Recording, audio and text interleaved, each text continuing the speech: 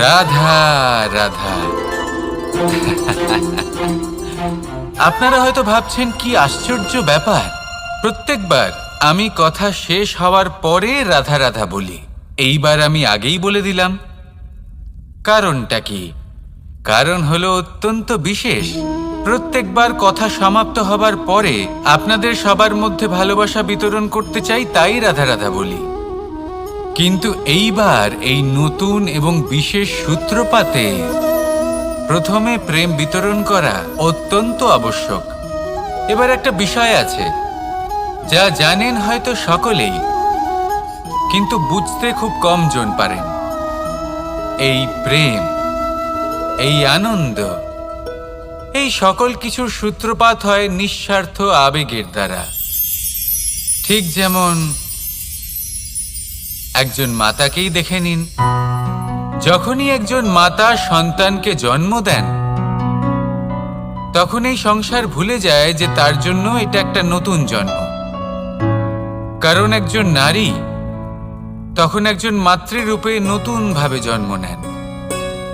একজন নারী স্ত্রী ও গৃহবধূ রূপে কিছু অধিকার লাভ করে থাকেন, কিন্তু তিনি যখন মা হয়ে যান তখন তিনি শুধুই দান করতে শেখেন। নিজের সন্তানের জন্য কত কিছুই না করেন। তাকে বাৎসল্যের সাগরে ভাসিয়ে নিয়ে যান। এই সংসারে রাজকুমার জন্ম নিতেই পারেন। তাকে রাম এবং লক্ষ্মণ কিন্তু মায়েরাই বানিয়ে তোলেন। একজন গোয়ালা জন্ম নেয়, তাকে দ্বারকাধীশ একজন মাই বানিয়ে তোলেন। পিতা হলেন সেই পর্বত যার একটা অংশ হলো তার সন্তান, কিন্তু মা হলেন সেই শিল্পী যিনি একটা পাথরকে খোদাই করে এমন এক মূর্তি গড়ে তোলেন যাকে সকলে পূজনীয় মনে করেন। তাহলে স্মরণ করুন সেই সকল মুহূর্ত যেগুলি আপনি নিজের মাতার সাথে অতিবাহিত করেছেন। অনুভব করতে পারবেন যে কিভাবে এক মুহূর্তেই এই মন প্রফুল্ল হয়ে ওঠে। এবারের কারণ কি? এর কারণ হলো এই জীবনের আসল দ্বারই হলো মমতা।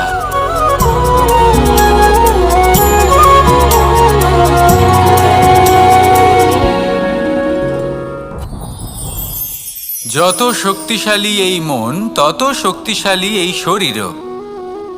এই যে আমাদের শরীর, এটা আসলে কি? এ হলো একটা রথের মতো। আর একটা রথ ততক্ষণ চলতে পারবে না যতক্ষণ না তাকে কোনো সারথি চালাবে। এই মন হলো শরীরের সারথি। এবার ভাবুন, যদি এই সারথি শক্তিহীন হয়, দুর্বল হয়, তাহলে এই রথের কি হবে? এটা উচিত পথে চলতে পারবে না, উচিত গতিতে চলতে পারবে না, মন মতো স্থানে এটা পৌঁছতেও পারবে না।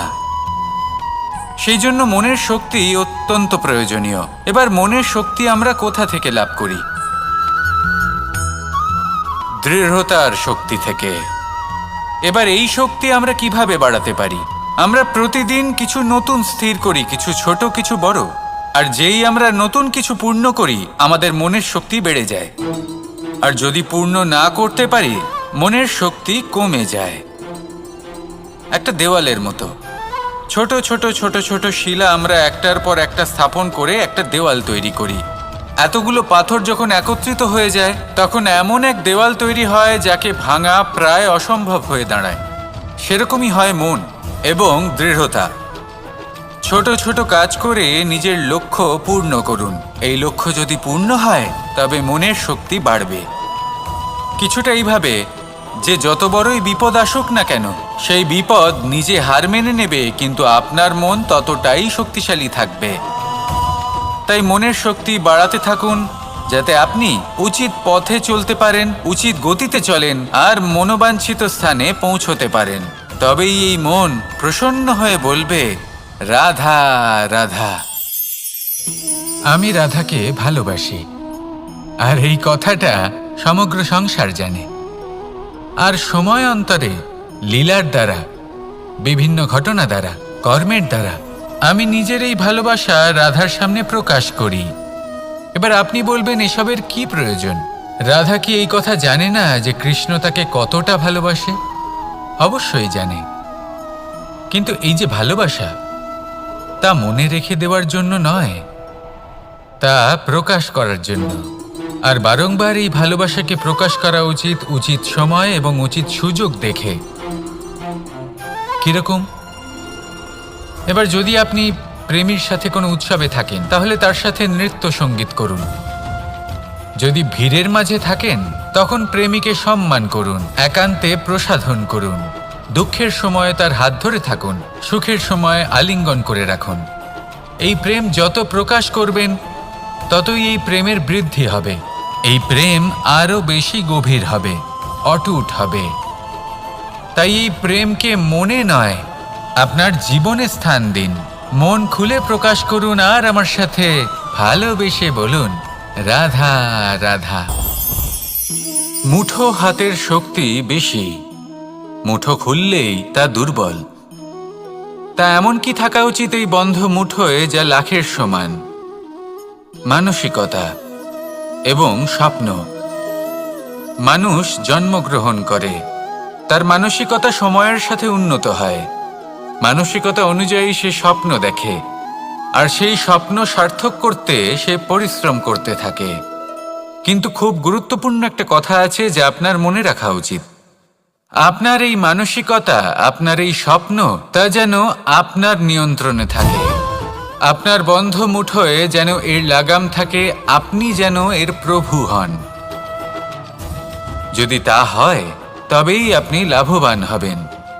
যদি এরা আপনাকে নিয়ন্ত্রণ করতে থাকে, যদি আপনার মুঠো খুলে যায়, না পথ আপনার নিয়ন্ত্রণে থাকবে, না মানসিকতা থাকবে, না স্বপ্ন নিয়ন্ত্রণে থাকবে।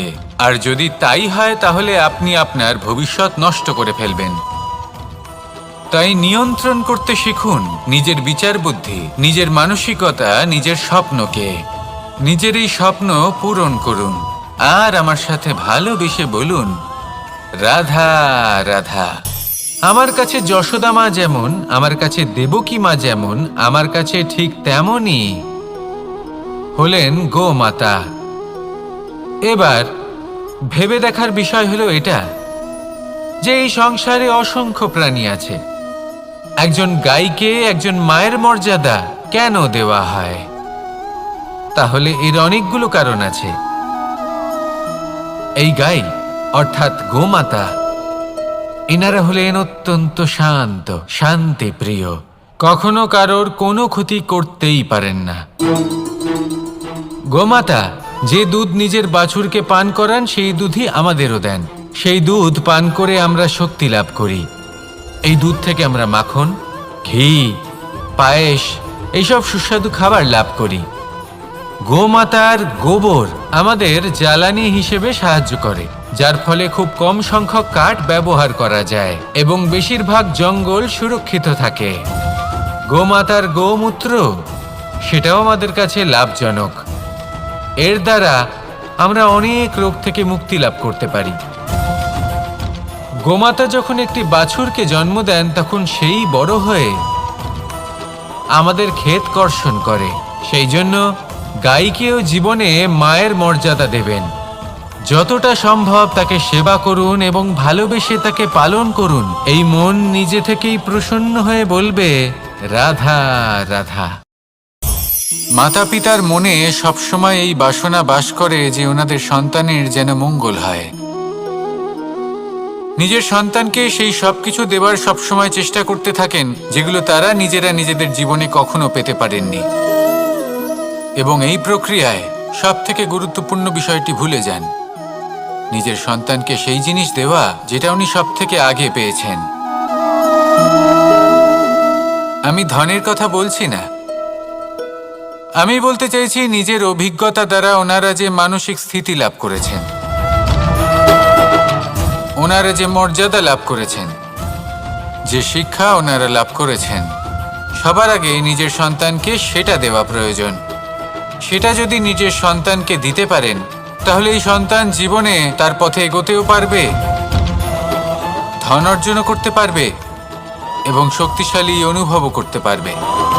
সেই জন্য সন্তানকে সবার আগে সেটা দান করুন যেটা সব থেকে বেশি মূল্যবান। সেটা দিন যেটা আপনি সবার আগে লাভ করেছেন। আসুন আমার সাথে ভালোবেসে বলুন, রাধা রাধা।